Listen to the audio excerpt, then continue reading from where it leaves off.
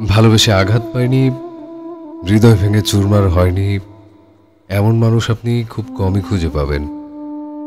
হৃদয়ে পরতে পরতে ক্ষত বিক্ষত আঘাত নিয়েও কিন্তু হাসি মুখে বেঁচে আছে অসংখ্য মানুষ।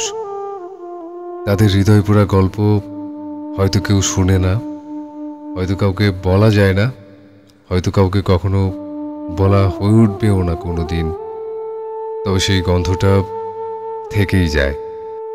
কবি মোহাম্মদ ফাহাদ মিয়া এমন চমৎকার একটা কবিতা লিখেছেন, খুবই ছোট কিন্তু হৃদয় পোড়ার গন্ধ আপনি টের পাবেন। চারদিকে হৃদয় পোড়ার গন্ধ, গন্ধ কি যায় তোমার নাকে, আমায় তো পোড়ালে ভীষণ ভালো, এখন তবে পোড়াচ্ছ কাকে। যে মানুষটার কারণে হৃদয় পুড়ে ছাই, সে কি একটা হৃদয় পোড়ায় নাকি অন্য হৃদয় পোড়াচ্ছে?